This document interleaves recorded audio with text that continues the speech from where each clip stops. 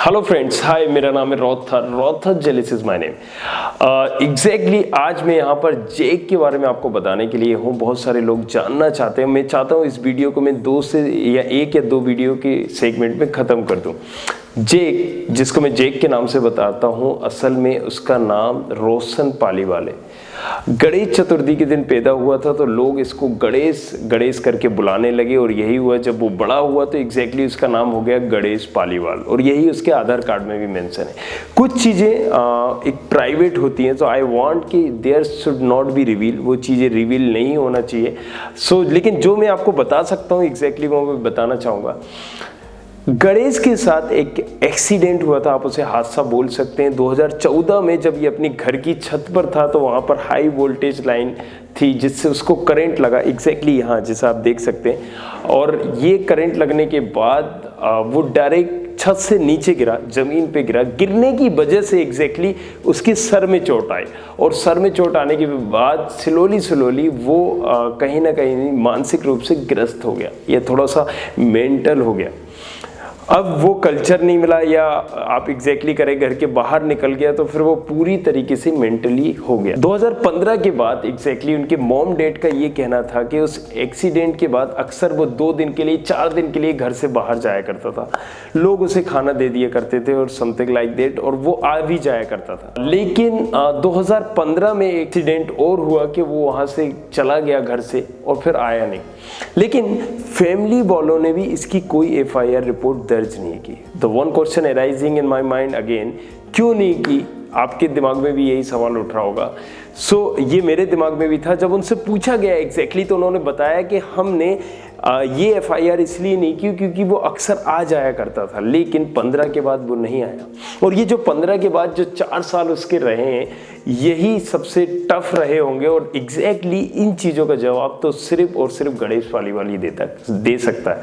लेकिन ये सुर्खियों में तब आया जब 2019 में सितंबर अक्टूबर के दरमियान किसी ने इसकी वीडियो डाल दी। प्रदीप करके कोई बंदे, उन्होंने इसकी वीडियो डाली और एग्जैक्टली उसमें मेंशन किया, एक शख्स जो प्यार में बाकी पागल है।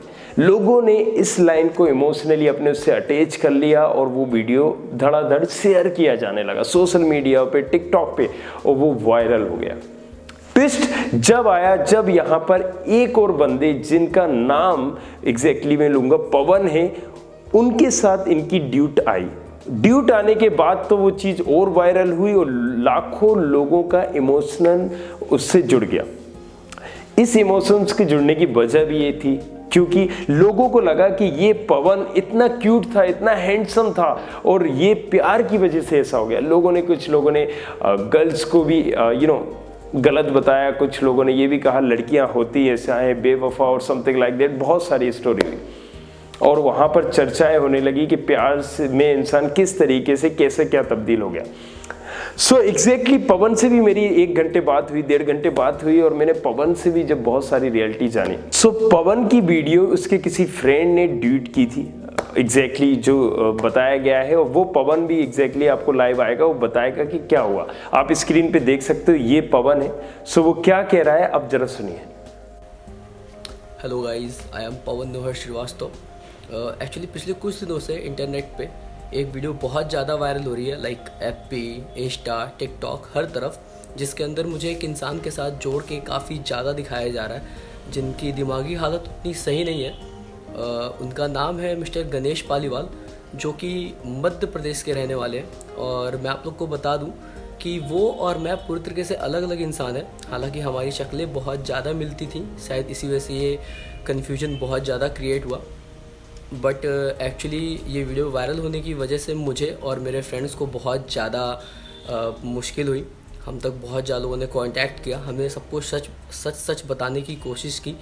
लेकिन इससे जो सबसे अच्छी चीज़ हुई कि इस वीडियो के वायरल होने से जो इंसान कई सालों से अपने घर से लापता था वो आज अपने घर पे हैं and really he so happy. उनकी फैमिली बहुत ज़्यादा खुश है और आज उनका ट्रीटमेंट चल रहा है और वो बहुत ही ज़्यादा सुधार की तरफ हैं फ़िलहाल। तो गाइज़, मैं आप लोग को लास्टली इतना बता दूं कि वो और मैं पूरी तरीके से अलग अलग इंसान हैं। वो मध्य प्रदेश के रहने वाले मिस्टर गणेश पालीवाल हैं और मैं पवन नोहर श्रीवास्तव हूँ। So thank you so much guys. तो जैसा आपने सुना, पवन ने आपको एग्जैक्टली बताया कि ये वो शख्स नहीं है और इसकी काफ़ी हद तक शक्ल मिलती थी, सूरत मिलती थी, और यही वजह थी कि वो रातों रात उससे जोड़ा जाने लगा और वो वायरल हो गया। पवन का ये भी कहना है कि वो खुद भी हरास हुए, क्योंकि बहुत सारे लोगों ने उन्हें कॉल किया, जानना चाहते थे उनके बारे में एग्जैक्टली क्या हुआ है। सो यही सारी चीज़ें, प्रॉब्लम्स पवन के साथ भी आई थी। फाइनली ये थी इनकी स्टोरी पवन के साथ, और आपको ये भी पता चल गया है कि ये वो बंदे नहीं है, ये पवन नहीं है। 2015 के बाद 2019 में तो ये फेमस हो गए, 15 से 19 के बीच में कहाँ रहे एग्जैक्टली किसी को पता नहीं, और ये बेटर जवाब गणेश ही दे सकता है जब वो एग्जैक्टली ठीक होगा। लेकिन जब मैं वहाँ गया, जब मैं गणेश से मिला, तो हमारा इंटेंशन सिर्फ एक ही था। हमारा इंटेंशन था कि इस बंदे को ना, इसके बाल कटवाने हैं, इसको कपड़े अच्छे पहनाना है और इसको नहलाना है, मतलब इसकी एक सूरत संवारनी है हमें। दैट्स इट, हमारा और कोई मकसद नहीं था। हम वहाँ पर गए, बात की उससे। पहले तो ये जो मुझे दिखा, एक अलग इमेज बनी मेरी नज़र में, क्योंकि ये किसी से बात नहीं करना चाह रहा था, ना ही इसने बात की। काफ़ी पूछने के बाद मेरी टीम ऑल्सो वाज देयर, लेकिन उनसे बात नहीं की। तब मैं इस पिक्चर में आया और मैं कहा कि ठीक है, let me try, let me go. मैं गया, मैंने चाय मंगाई, बिस्किट्स मंगाए, उसने इग्नोर कर दिया, कुछ नहीं लिया।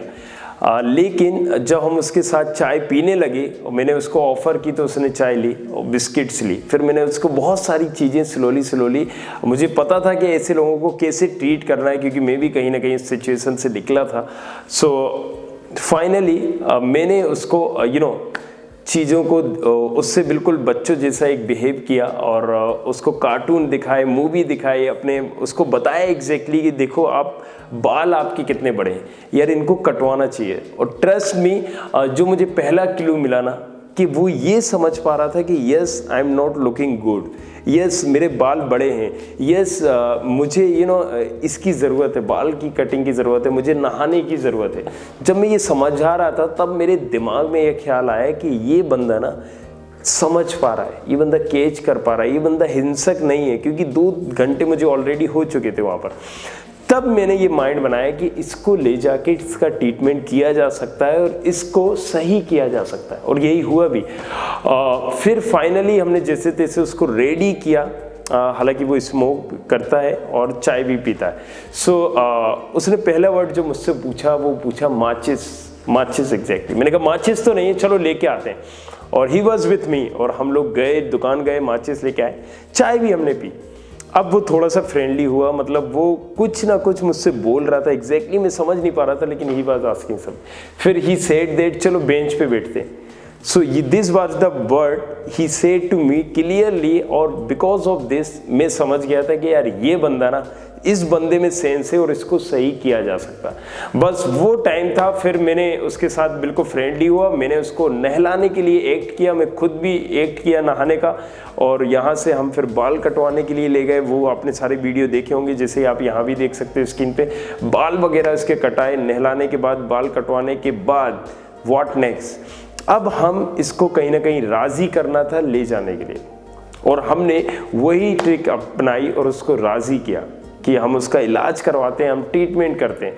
उसे कुछ चीज़ें समझ में आ रही थी एग्जैक्टली, अब वो क्या थी मुझे नहीं पता, लेकिन जिस तरीके से उसका बाल कटवाने के लिए राज़ी हो जाना और नहाने के लिए राज़ी हो जाना, उसने खुद से अपने आप सारी चीज़ें की। So it was amazing. नहाना, बाथिंग और बाल कटवाने के बाद हम फाइनली आए और हम उसे लेके आए। कुछ लीगल प्रोसेस करनी थी, क्योंकि इसमें लीगल चीज़ें इन्वॉल्व होती हैं। आप एक बंदे को उठा के ला रहे हो तो ओबियसली आप इस तरीके से नहीं ला सकते हो। तो हमें जिन जिन डिपार्टमेंट को, कलेक्टेड डिपार्टमेंट हो या सारी जगह से, तो रायसेन एक डिस्ट्रिक्ट पड़ती है, हमने वहाँ भी इसका आवेदन किए, सारी जगहों पे हमने उसे भेजा। हमने थाने में भी उसकी रिपोर्ट दर्ज की ताकि वो बता दें एग्जैक्टली कि एक ऐसा बंदा मिला है। और इसके बाद हम उसको इलाज के लिए ले गए भोपाल। तो भोपाल नियर बाय है होशंगाबाद, जहाँ ये मिला था मुझे। ये बंदा मिला कहाँ था ये भी मैं आपको बता देता हूँ। ये होशंगाबाद एक डिस्ट्रिक्ट है मध्य प्रदेश में, वहाँ पर एक रिवर है, रिवर घाट कहते हैं इसको, नर्मदा रिवर है, वहाँ पर एग्जैक्टली ये बैठा करता था, वहीं पर रह रहा था। बाद में हमारी टीम को पता चला कि 11 मंथ से ये वहीं पर था। रीज़न क्योंकि अक्सर लोग मंदिरों में जाया करते हैं, खाने पीने का सामान लेने जाते हैं, क्योंकि लोग वहाँ बैठा करते हैं। सो इसको अक्सर लोग खाने के लिए दे दिया करते थे। इसकी ज़रूरत सिर्फ यही थी, खाना, एंड दैट्स इट। अपनी लाइफ में मस्त था।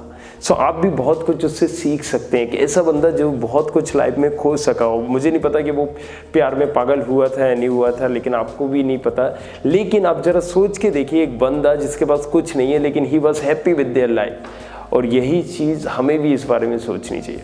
फाइनली हम यहाँ पर आए भोपाल में, और हमने उसका एक ट्रीटमेंट के लिए कंसल्ट किया। सबसे पहले हमने डॉक्टर टंडन से कंसल्ट किया, तो उन्होंने इसको सिज़ोफ्रेनिया करके एक बीमारी बनाई। ऐसी इस बीमारी में लोग हिंसक तो नहीं होते, और ये बीमारी इनक्यूरेबल भी है, मतलब इलाज किया जा सकता है, सिर्फ थोड़ी सी केयर की ज़रूरत थी। तो डॉक्टर ने हमें ये बताया कि एग्जैक्टली अगर आप इसकी केयर करें, मतलब we have to be wreck like child. Okay, so अगर हमें इसकी केयर करना थी, हमें इसको खुला नहीं छोड़ना था। खुला इन द सेंस फ्री नहीं छोड़ना था। फ्री छोड़ते हैं तो फिर से वो अपने आप में बड़बड़ाएगा, बातें करेगा, सारी चीज़ें। तो हमें इसको कहीं ना कहीं इंगेज करना था अलग अलग चीज़ों में। सो यही हमने किया भी कि हम जहाँ भी गए तो मैंने ऐसे उसका रोल प्ले किया, और मैंने केयर टेकिंग इसलिए भी की क्योंकि उसका मुझे दिमाग, माइंड डाइवर्ट करके रखना था। ओके, सो जहाँ भी मैं था एट द टाइम मैंने उसको इंगेज रखा। भले हम गेम खेल रहे हैं, दूसरी चीज़ें, सो ये भी हमने क्या क्या किया वो भी हम आपको ज़रूर बताएंगे। So with conclusion, so guys I hope ये सारी गणेश की स्टोरी थी, एंड नेक्स्ट उसमें हम आपको बता रहे हैं कि गणेश के साथ क्या हुआ था, फिर हम उसे कहाँ लेके गए थे। सो यहाँ कंक्लूजन ये है कि हम गणेश को जब ट्रीटमेंट के लिए लाए तो यहाँ पर 3 से 4 डॉक्टरों को हमने कंसल्ट किया। डॉक्टर टंडन तो हमने बताया, यहाँ पर भोपाल में एक हमीदिया हॉस्पिटल भी एक गवर्नमेंट हॉस्पिटल है, लेकिन यहाँ सीनियर डॉक्टर बैठते हैं, हमने वहाँ भी उन्हें दिखाया। इसके बाद जो सबसे अच्छा अस्पताल माना जाता है इस जगह पे, वो भोपाल मेमोरियल हॉस्पिटल माना जाता है, और वहाँ भी हमने इनको दिखाया है एग्जैक्टली। और वहाँ तीनों डॉक्टरों का कहीं ना कहीं एक कहना था, क्योंकि जो डॉक्टर टंडन है वो चिरायु अस्पताल में बैठते हैं, इन सभी का एक कहना था कि इसका ट्रीटमेंट किया जा सकता है और ये 100% सही हो सकता है। मतलब ये वो बंदा था। तो एक हमें क्लू मिल चुका था कि इसको अगर 1-2 मंथ ट्रीटमेंट दिया जाए, उन्होंने मंथ भी बताया कि 2 मंथ की ट्रीटमेंट में ये 100% सही हो सकता है। सो बस यहाँ से उम्मीद जाग गई हमारी, और हम लग गए एक मिशन में। अब नेक्स्ट मिशन में आगे क्या हुआ था हम पार्ट 2 में आपको बता देंगे। Thank you very much for your support and love. Thank you very much.